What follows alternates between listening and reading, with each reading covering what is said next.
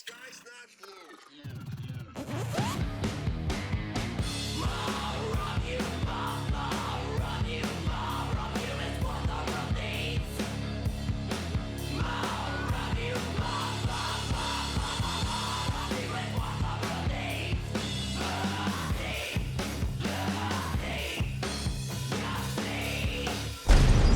You need to understand that when the time comes, I'm going to be taking over. Welcome back to the Cult House Podcast. I'm your host, the Scholar of Spite and the Saturday Night Delight, Roger Riddell. Joining me today, he was bitten by a radioactive fountain pen as a child and gained the proportional speed, dexterity, and line strength that was held within it. I'm making this up as I go along. He is an artist for Marvel Comics and DC Comics. He has worked on such titles as Uncanny X-Men, Symbiote Spider-Man, Death of Wolverine, and Batman vs. Bigby, A Wolf in Gotham. He is Jay Leisten. How are you doing today, Jay? Doing good. How you doing? Not too bad. It's been a while. Yeah. I mean, I think we chatted off and on by text, but it's been a while since we've seen each other in person. Yeah, because like last time I was in Kentucky, we didn't even do like the whole shawarma thing we usually do. Yeah. So it's been a couple of years, I think, but it's good to see you again. Yeah, good to see you too, man. So yeah, I guess just to start out, a lot of your work is inking, but you know, a lot of people might not fully understand what an inker does, and I know that there's like the running joke for years from Chasing Amy that you know you're just tracing other people's work. What exactly does being an inker entail? Well, it kind of varies. So like it is everything from literally that joke all the way up to completely redrawing things at times. Just kind of depends on what the project is. So like if I'm working on something that's super tight pencils, I'm really just kind of going in and adding a little bit of detail and like tweaking line weights and things like that allow a little bit of separation either by texture or by line weight. So in comics, you have two ways to separate something. That's putting two colors side by side that cause it to look like it's moving forward, or you can make a thicker line around something that also makes it feel like it's moving forward. You can also create interest by putting a dense pattern of lines together, things like that. That can also kind of cause that. But the traditional way is the line weight itself. So it goes all the way from that end of the spectrum to what's called doing finishes, which I kind of enjoy, but it's a lot more complicated because at that point, someone's giving you a rough drawing where the costumes may or may not be in place. There may not be any hatching in place that indicates what you're supposed to do for light sources. There may be very little texture. In some cases, I've worked on projects where it's literally like add background here. And those are called finishing, which is usually kind of an equal footing to being a penciler. You kind of switch roles in the process. I kind of like something in the middle where I get to play around a little bit by adding texture or adding drama by changing light sources or moving things around a little bit, but not so loose that there's not anything to work from. It just kind of depends on the project and the kind of time that you have to. It tends to be finishing projects take longer, but they don't necessarily give you more time. So you kind of have to find that balance in between the two. Yeah, because I know that inking is really kind of it's one of those underappreciated roles in the comic world. Because you know, once you've seen, I know I've seen like you know the pre-inked pencil boards before whenever we've hung out and things like that. But a lot of people don't really see like those various stages of a project, and you can kind of take for granted how much the inking adds to it, and then how much more the colorist adds to it even after that. Oh yeah. Color is infinitely more valuable than it was, say, in the 50s or the 60s, even up till the 90s, because it wasn't until the mid 90s where it started to actually have a real impact on depth of field and stuff. It was literally just Superman is blue 45, and they were putting in those colors, and they were literally making color plates for the printer. It wasn't about painting Superman's figure by shading it and everything else. And that's like one of the biggest things now is like working as a team where as the inker and the colorist, you're communicating some to know where the colorist's strengths lie and the inker's strengths lie, because you can kind of work together to make a better product than you would independently. And then also making sure that you're both on the same page as where the light source is, because I've had certain projects where like I'll be doing all the hatching and it's like this hatching on the cheek, right? It's all built up and it's a good shadow, and then the colorist is like, but I need a hot highlight right here, and they just blow it out. And so I try to communicate as much as possible with the colors to know like how we can work together, because otherwise like, you both feel kind of frustrated. So I think it's important to have that team aspect to the colorist, the inker, and even the penciler in terms of making sure everybody's using their strongest skills. Yeah, you've got like a handful of pencilers that you've worked with more frequently than others. With Greg Land, you're kind of like his go-to inker. How has that kind of evolved over the years, and how does that impact the process as far as like you all really being extremely familiar with each other's strengths and abilities and what you bring to a project? Yeah, it's his like, he can just kind of focus on penciling and making sure the drawing's good and not have to worry so much about what I'm going to do anymore. It's like, not like he's got to go in and space all the hatching and make sure it's perfect. He can pencil incredibly tightly, but luckily now he doesn't really have to. He can kind of indicate and I can just take over. That's not to say that he's like super loose by any means. His natural tendency is to be pretty tight. But in terms of like adding all the grayscale stuff and like shading things here and there, or adding a texture in the background, like I've got plenty of room to do that now. Because we've known each other for 30 years almost at this point, and worked together for 18 or 19. So you build up a pretty good sort of art conversation at that point, where like we don't have to talk about each page before I start on it. It's just kind of automatic. And then if I have a question, it's super easy to just go to him and ask what I need.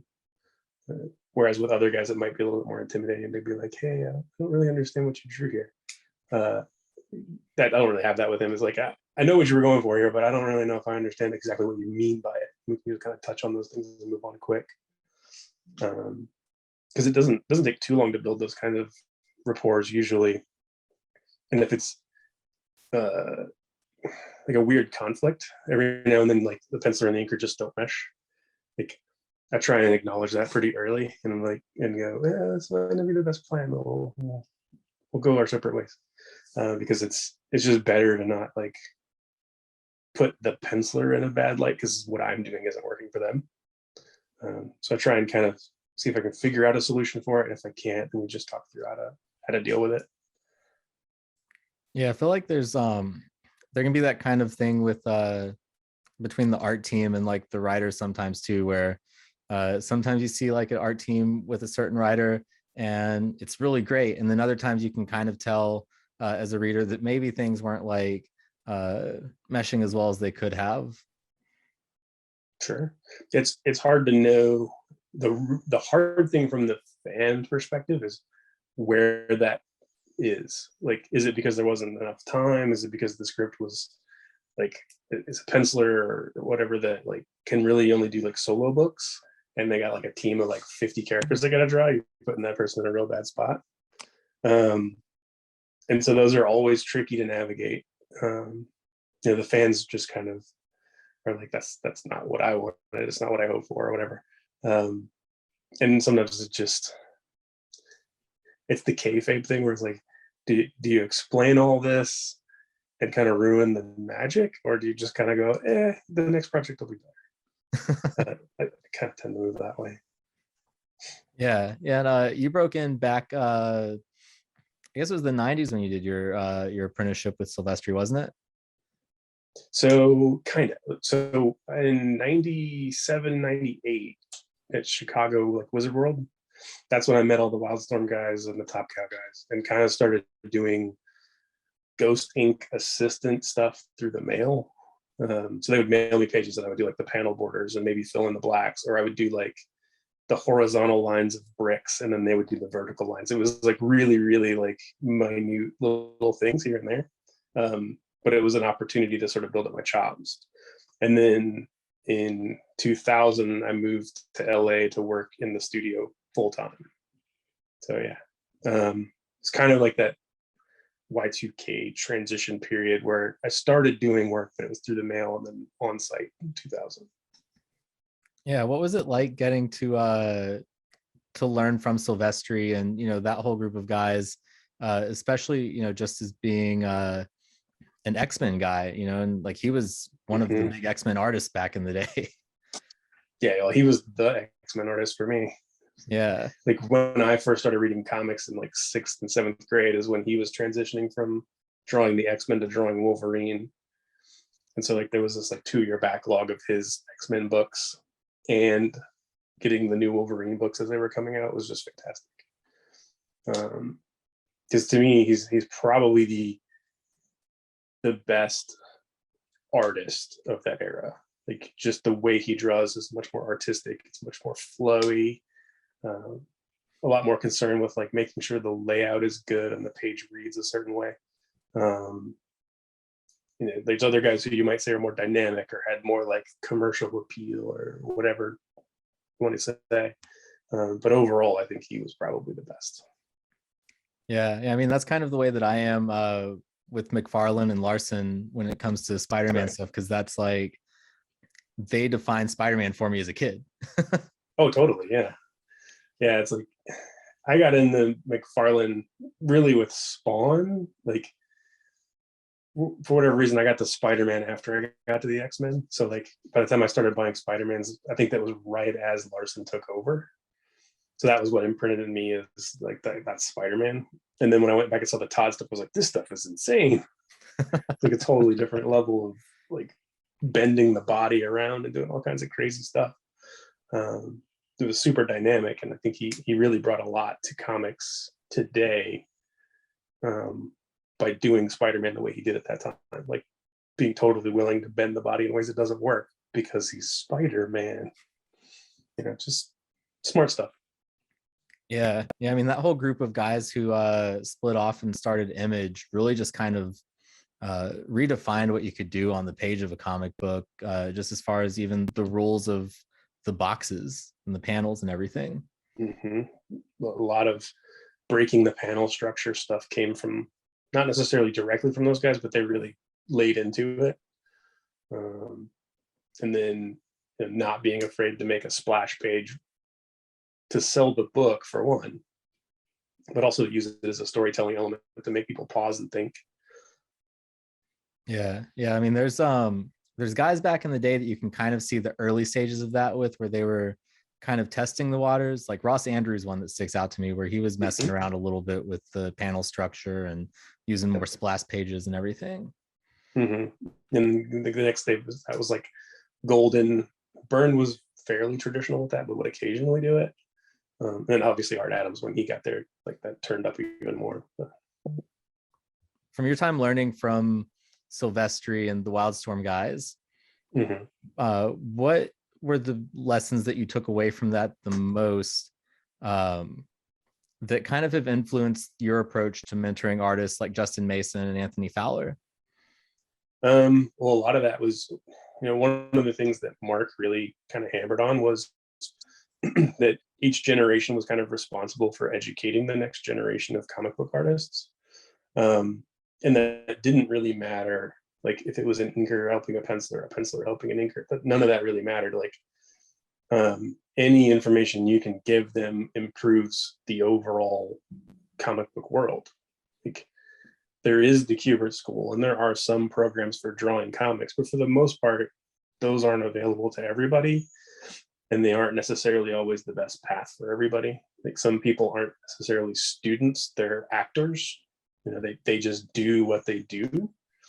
And if you can put the right information in front of them or expose them to something, then they can grow out of that rapidly. Like I think I met Justin when he was 18 or 19. Like he came to a Lexington Comic-Con, and it like his art teacher from high school like emailed me and was like, hey, I have this student from Corbin, Kentucky, who is an amazing artist and he really wants to do comics, but he doesn't know how to do it, doesn't really know what to do. So he just shows up and he's got this like binder full of drawings, some superhero stuff, some just life drawing, some just mixes of everything. And as soon as I saw it, I was like, this guy's a great artist. He just doesn't know what to do with the information yet. Like, he could draw a very lifelike portrait of Muhammad Ali is the one thing I remember in there, like straight up, just like fantastic drawing. And then there were other like comic book images where he was trying to draw a splash page or whatever. And he might have little things that he was kind of struggling with because he was trying to come from this perspective of, I know how to draw, but how do I draw a comic book page? And it was really just a matter of letting him know, like, one, you're a good enough artist that you'll make it. Like, giving him the confidence to know that. And then arming him with the tools, whether it was Will Eisner's storytelling books or getting him to go look at old Gil Kane comics or whatever to learn how to lay a page out from beginning to end so that he could tell a story from beginning to end in the appropriate number of panels. And you could just kind of see the gears turning, like, over time. Like, he kind of had like a 2-year window where it was just learning how to draw a page, and he was trying to do it like photorealistic and everything's perfectly shaded and rendered and all this stuff. And then the next phase was, okay, well, I figured out that I like these comic book artists, so I'm gonna draw like them. And so he would have like 4 or 5 pages that were kind of Dave Finch, and 3 or 4 pages that were kind of J. Scott Campbell, and 3 or 4 pages that were kind of Mike Mignola. And then over time, it just kind of all started to pull together into this thing that is him. It just took him a while to find that. And now he's kind of starting to take off. He's getting some Marvel work, getting some DC work. And it's one of those things where it feels like, same thing with him and Anthony Fowler, like 2 years ago, they probably could have been working, but there just wasn't a spot available. Thanks to COVID, like, there just wasn't that much work to be had. So the idea of getting to break in was kind of delayed. So I'm glad that now, post-COVID, both of them are starting to like really get their foothold and get going on projects. With Anthony, it's kind of been a little bit more hands-on because since he's working on trying to become an inker, I could kind of teach him specific skills. Like, he could already ink and he can draw fairly well, but it was a matter of like not doing, okay, you did the lines that are there, now how do we layer upon that? How do we make it more artistic? How do we add that nuance, the subtle changes to the pencils that make it better? And that just was going to take some time for him to get that piece together, because it wasn't didn't know how to make the line. It was like, how do you make the line extra and just give it that little bit of juice or life that brings the whole page together. And so I actually paired both of them up for a little while. They were working together on a project on like a small press thing that came out probably 3 or 4 years ago. And I thought at that time, both of them were probably going to take off and do it together. But just with the way into the industry works, it kind of can slow you down a bit.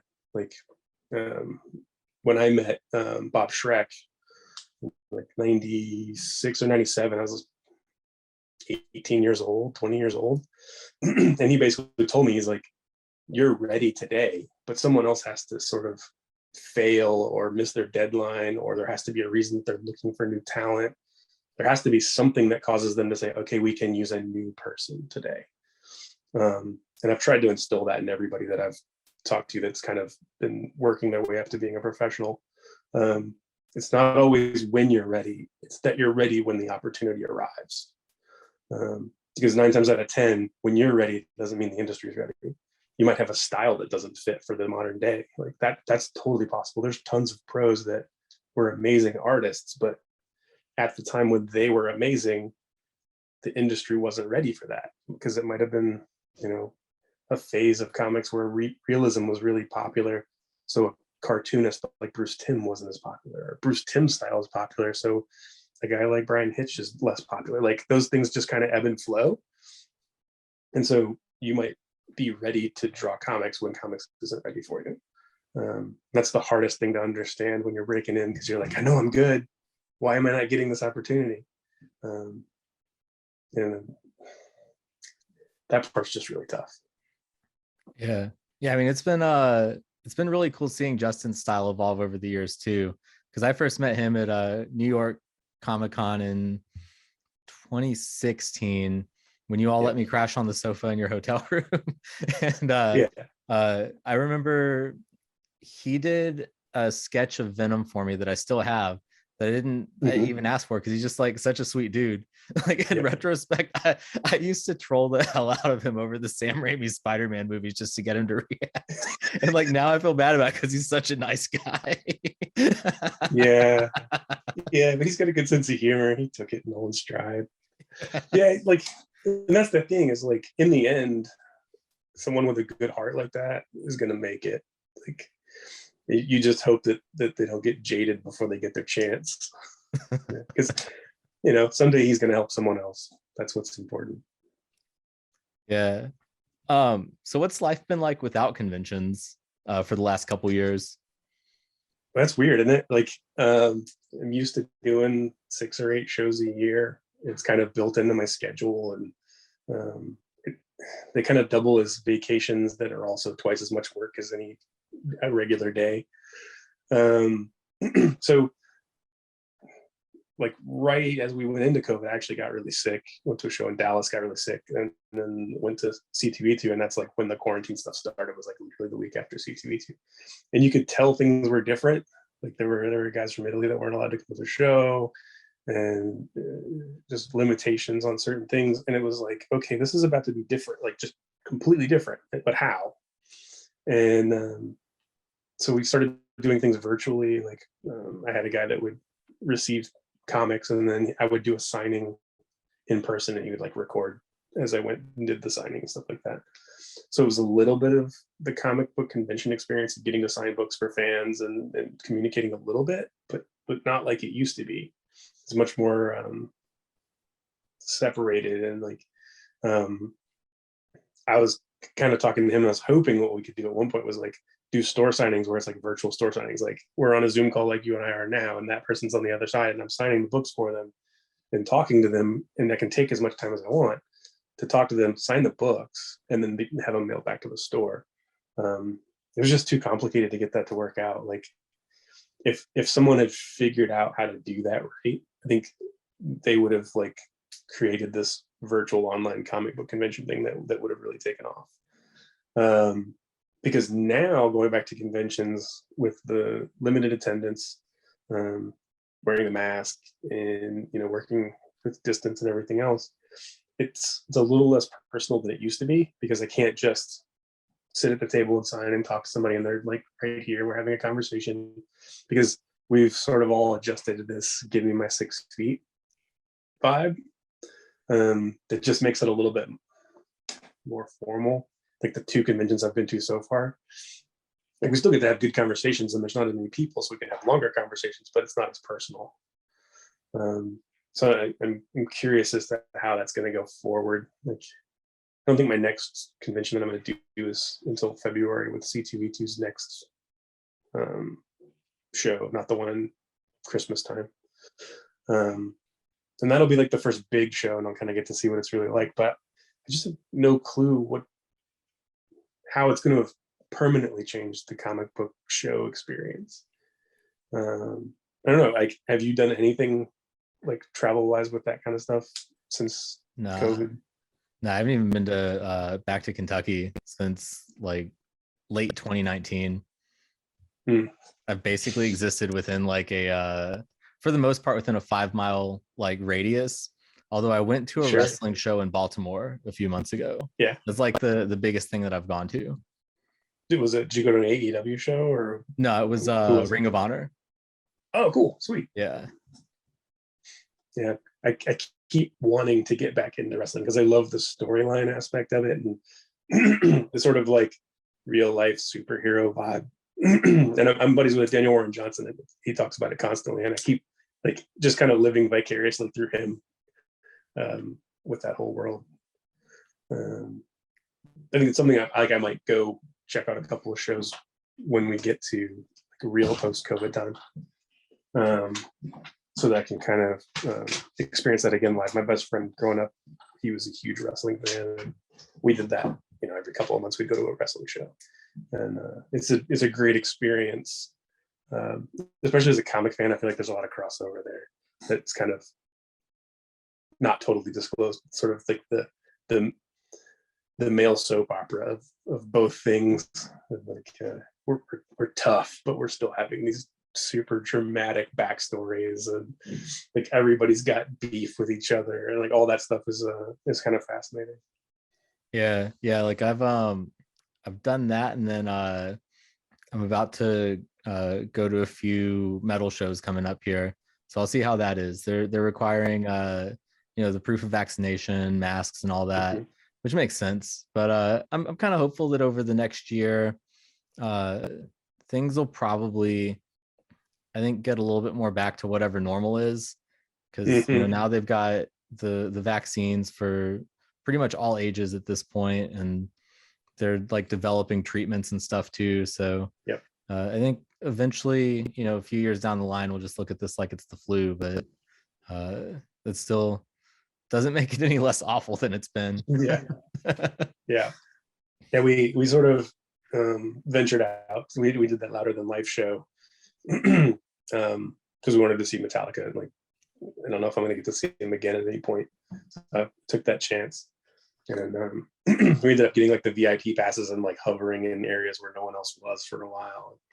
That there was a few exceptions, like the first night of Metallica, we got in the crowd and just wore masks and everything, and they had some pretty good like safety checks and everything, so I didn't feel like too freaked out about it. But it was definitely different being in a crowd of 100,000 people shoulder to shoulder after over 2 years of not doing that.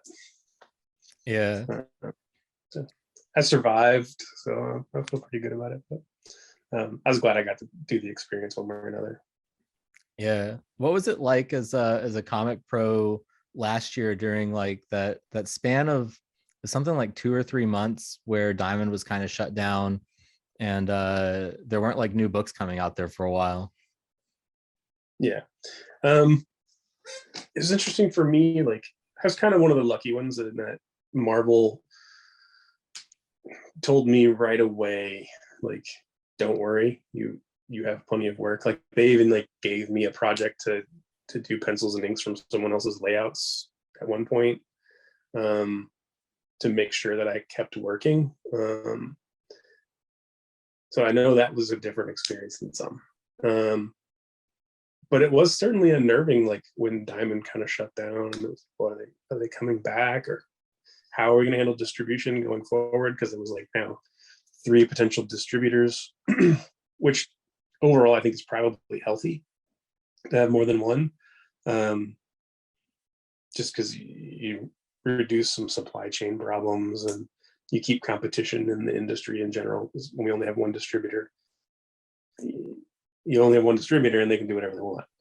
And that's a little unnerving to me. But it was just interesting to see like conversations with other pros. Like, it was like 50-50. Like, half the people were like, oh, this is it. This is the last straw. We're done. This is over. And then the other half were like, this is an opportunity to kind of clean the slate and build new. And it feels like we've done some of that, like this weird half step. Well, we did that, but we also did not do it. In that there's new distributors, but it's still like exclusivity models for the distribution, which means essentially there's only one distributor for Marvel, let's say, and one distributor for Image, and then one distributor for DC. They may have other things as well, but we've kind of just separated into 3 monocultures instead of all the distributors offering all the product. Yeah, it's a weird business model, but it seems like there's been a little bit of innovation in just different ways to get stuff out there. Like, I know you're working on a project on Substack. Yeah. I'm not 100% sure what Substack is yet, because I haven't had time to I don't really know that any of us are. Yeah. I mean, right now, like, it kind of feels like this middle ground between like Patreon, Kickstarter, and all that, and Webtoon. And I did a Webtoon project before, and I really enjoyed that. I thought it was a really cool way to do comics differently. And it did very well when we did Outrage. So when the Substack thing came up, I definitely wanted to do something with them, because I feel like whoever's pushing that envelope now is probably going to do something that will improve the industry overall. Like one way or another, how they're processing things will change the industry in general. And at the moment, we have an opportunity to grow and to build new, like we just discussed about the distributor change. And so I kind of want to see that from the inside a little bit by working with Substack. I want to know what they see as the future of publishing versus what other publishers do, and how the creators use that as a venue to do the projects they want to do. You know, from a creator-owned standpoint, from a work for hire standpoint, because I'm working on someone else's creator-owned project, so I'm a work for hire employee subcontractor, not necessarily the creator. So I'm seeing how to work with Substack, but not directly, and that my contract is not with them. That said, we keep things pretty transparent, so I kind of have a good idea of what's going on. And I'm looking forward to that book. It's called Terror War, with Saladin, Ahmed, and Dave Acosta. Dave and I have done a bunch of Elvira covers together. Like, I'm super into Elvira. I think she's a super cool lady, and in general, it's kind of a fun project to just kind of throw my hat in on. It started because there was an Evil Dead versus not Vampirella. Yeah, there's Vampirella, Evil Dead, Elvira, and Vincent Price. It was like some big 4-part crossover thing. And so like the cover came about for that, and I did that, and then did an Evil Dead Vampirella cover, and then a couple of Elvira covers, all with Dave, who we kind of met through another mentoring program thing that I do with Ryan Stegman and some others, where we just have like this group chat where we'll bring some young creators around that we're kind of seeing come along and kind of help them out with whatever they're struggling with, and also kind of get some of their sort of youthful energy for comics for like veterans to kind of feed off of, like, oh yeah, that's super exciting, you're doing things different, whether it's how they approach inking or coloring or how they draw.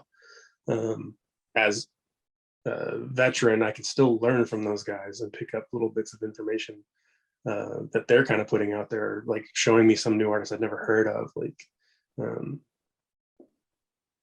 what's his name, the Luther Strode guy. Why am I blanking on his name? James, not James Herron. He's also very good, but it'll come to me when we're not on the chat. Anyway, just random artists that kind of come up that are new, that are doing something slightly different. Like I'm always kind of pushing Justin stuff out there to the same group, just to kind of get some inspiration for them every now and then. And in that process, going back to Substack and all these new creators, is like, I think people are going to figure out a new way to publish books, whether it's in print, whether it's online, whether it's a combination of both. It feels like there's a way to be very successful in comics while not necessarily following the exact plan everyone else has followed. And I think that provides more opportunity for new creators or creators who have built a name for themselves over time that want to use that for their own creations. And I just like the idea of having multiple options and variety. That's part of why I've always kind of worked for Marvel and DC. They both treated me very well.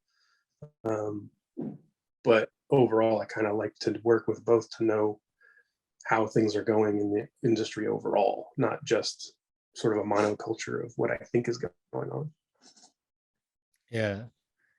Yeah. And you mentioned also Outrage, and I know that there's a Kickstarter for that, right? Yeah, I think that actually, as you and I are talking, I think that wraps up today. Oh, okay. Yeah, and that was through Rocket Ship, which is another company that started fairly recently that kind of spun out of the group I worked with at Webtoon. The editor, Tom, who brought us to Webtoon, started Rocket Ship. and they kind of have a like a library edition model. So all the books are like these really nice hardback, oversized printed books, and they only do them through Kickstarter. And so it's very limited. I think like 500 backers for the book, but they're going to get a really nice product in the end. And I just like the way they're presenting it. It's completely different than what everyone else is doing. Yeah, and I mean these are all projects that as I was looking into all these things, I was like, I need to go and check these out because I like all the creators that are involved in them. Like Saladin's work on the Miles Morales Spider-Man, and I know he's done Miss Marvel, and I've read a few issues of that. So I'm already a big fan of his work. And then Outrage, Fabian wrote that. Fabian Nicieza, Deadpool co-creator.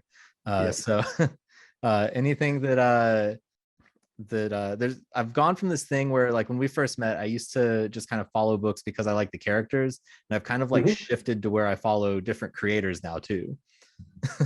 Yeah, I think that's a pretty common sort of transition for comics fans in general, but like especially if you're kind of a lit person, which I know you are. You start out as a fan of the character, then you figure out that character was created by somebody and you like their voice, and you follow them to the next thing, and you may not always like the voice they provide for every character, but it does kind of show you a path where it's like, Mark Millar is good at a particular type of story and Bendis is good at a particular type of story.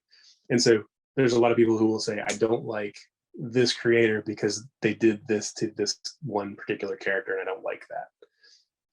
But that was just their voice applied to that character. It wasn't their voice applied to an opposing character. Like with Fabian doing Deadpool, he's very funny. He's very acerbic and very critical in the things that he says and the way they're funny, and that'll appeal to a certain person. Whereas if he was doing the same kind of vibe on Batman, you'd be really annoyed. And I think that's the key, is finding that perfect crossroads of this creator does this one thing well, and then they hit this creation, this character that is the perfect sort of mouthpiece for that, and it kind of mushrooms out into an even bigger, better thing. And that's not something I think you observe as like a 12 to even like 24, 25-year-old, but as you sort of get a little older and you start to see things from a bigger perspective, you'll pick up on those quite a bit more. I've still got buddies who are my age that are like, I buy my Spider-Man book every week and it's the thing I like, and I only like the Spider-Man. And they don't care who's writing it, they don't care who's drawing it, they like Spider-Man, and that's just who they are. And that's totally okay. I do think that like some people come at it with a critical mind and they start to pick that apart and figure out what it is that's good and bad about each thing. And then they try and find the projects with that character creator that they might not have been aware of before, that they can go back to in history that are really special. Yeah. I mean, I've got like scenarios where now that I get more in the habit of following different creators, I'll try out a character that I've never really followed a lot before, and I'll end up going back and discovering even more creators that I like because I ended up liking one creator's take on that character. Mm-hmm. Yeah, I think the best one for me was like John Arcudi. I always kind of liked his Hellboy stuff when he was with doing that with Mike Mignola, like BPRD and stuff. I was like, oh, this is kind of interesting, and I'm going to check out some of his other work. And then I read his Doom Patrol stuff, and that's probably one of my favorite comics ever. Him and Tan Ning Huat, who's another artist that like on other projects you may be like, he's a little too weird, because his stuff is fairly abstract and it's got like a lot of weird shapes and all this, like there's a lot of movement to it. But on that book, it was two creators who were doing exactly the right thing at the right time for me. That I just love that project. And like you might pick it up and be like, I don't get it. I don't know why he likes this so much.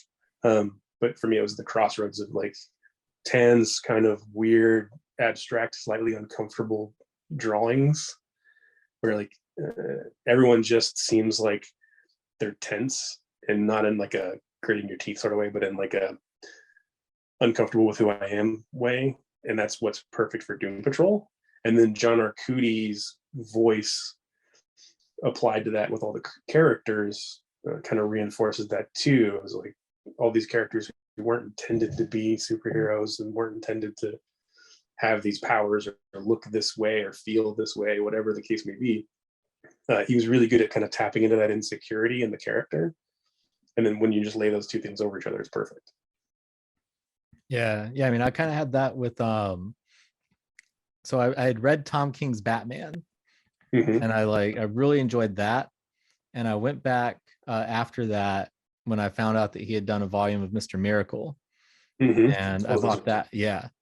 And like I had never really been into the whole New Gods thing because I've just always been kind of iffy on like cosmic stuff for both companies because it's just so much, it drops so much lore on you at one time. Yeah. But because of that, like I enjoyed that so much that I ended up going back and actually buying like the Kirby like Fourth World Omnibus because that Tom King run on Mr. Miracle made me appreciate those characters that much more. Right. Yeah, makes sense. Yeah, let's talk about some of your current projects.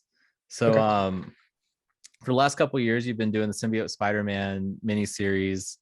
There's been what, like 4 or 5 of those now? Yeah, 4 total. I think they're going to do a 5th one. I'm not going to be doing that one though. We have another project coming up that we're going to work on instead. I really enjoyed that. Like, that was a lot of fun to get to work on Spider-Man for one, but to kind of do it right in the era when I first started buying comics. Like the Black Suit Spider-Man stuff was kind of 2 years before me, but I did read it all pretty much in middle school, and that's kind of solidified for me the Spider-Verse. Like those were the characters that were the Spider-Man characters. And so it was kind of neat to come back to those and tell stories from that time period where you don't have cell phones, you don't have all this modern technology that you can use that you rely on kind of on a daily basis. You take all that stuff out of the story, and suddenly certain things that would be super easy to solve in that world become infinitely more difficult, which I think helps from a story perspective and makes it a lot of fun. It was also kind of neat to play around in that world by making different versions of characters that would eventually come to pass, because of the whole Marvel 616 rule of like anything you do in the past can't affect the current future timeline or whatever. So it has to be divergent. So it can't be, you know, J. Jonah Jameson does this thing in the current modern storyline. Well, it can't be J. Jonah Jameson, or if it is him, it has to end differently. So everything's kind of a yes and story, like in comedy, where you're like, you respond to something, you're like, yes, and I will escalate this, or I will change it, and you have to deal with that. That made it really fun to do, because you didn't really know exactly where Peter was going to go with anything, other than at the beginning he would set out and say, I'm going to deal with these characters. So we knew which characters were coming. We didn't know what was going to happen to them. And that just kind of made it interesting without any real stakes. Like there wasn't, like, if we screwed this up, it wasn't going to change anything in the modern comics. And I kind of enjoyed that. And then been working on the Batman Bigby thing for a while. We started that probably 1.5 years ago. That was a Black Label book that got greenlit, and then there were editorial changes, and then there was COVID, and there was more editorial changes. So it just kind of kept getting put on pause, and kind of allowed me to keep up with some other projects. But I'm super excited about it, because like this is one of those things that as a fan of Fables and as a fan of Batman, it was awesome to get to do. And being that it's a Black Label book, there's a little bit more freedom to do things with the characters that may or may not be canon, and get to create new characters, get to address characters from the Fables verse and the Batman universe that probably never would otherwise cross over. Just been a good experience overall. And getting to work with Brian Lovell on that, who is a fairly new penciler, but he was also an inker for a long time as well. we get to have a fairly collaborative process because the way I ink is not the way he would ink at all. But collectively, we create a different third artist. Like if you look at his commissions online, you look at my stuff, and then you look at what we do together, none of those are exactly the same. We've created a third thing. And it's, to me, that's the perfect example of how comic book creation should work as an art team. Yeah. And between Symbiote Spider-Man and Batman, has that kind of made life a little bit easier for you as an inker because there's so much black in their color schemes?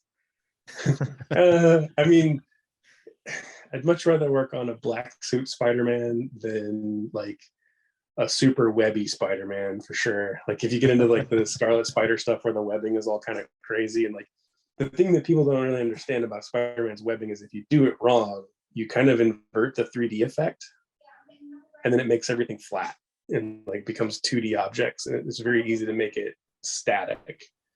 And so that's one of the biggest tricks with doing Spider-Man in general.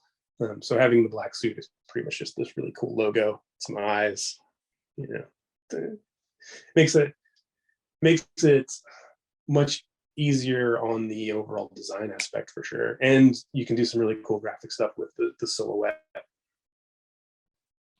Yeah, and with Batman with his cape, I'm sure that comes into play a lot too. Yeah, you know, although on Batman we're rendering the crap out of it, so it's not like it saves me time. I've had you for I think about 50 minutes now, so I don't want to take up too much more of your time. Sure. But is there anything else you wanted to cover? I think that's pretty much it. It's been good to chat with you. I'd tell people to check out Outrage. It's still on Webtoon. Look on Substack for Terror War when it's coming out. I think the first chapter goes out December 1st. I'm not 100% on that. We haven't nailed down anything yet. We're working ahead on that a little bit because that'll be basically a monthly chapter thing where like 10 pages come out each month. Yeah, and then the last couple issues of Symbiote Spider-Man will be coming out between now and Christmas, and same with Batman. All right, yeah, and then I'll hit you up next time I'm in Kentucky because I think we're overdue for shawarma. Well, I found a couple more good places. I moved back to the Highlands, and now there's a couple of new spots. So, right on. Yeah, we'll have to hit a few of those places up. All right, see you, Jay. Yeah.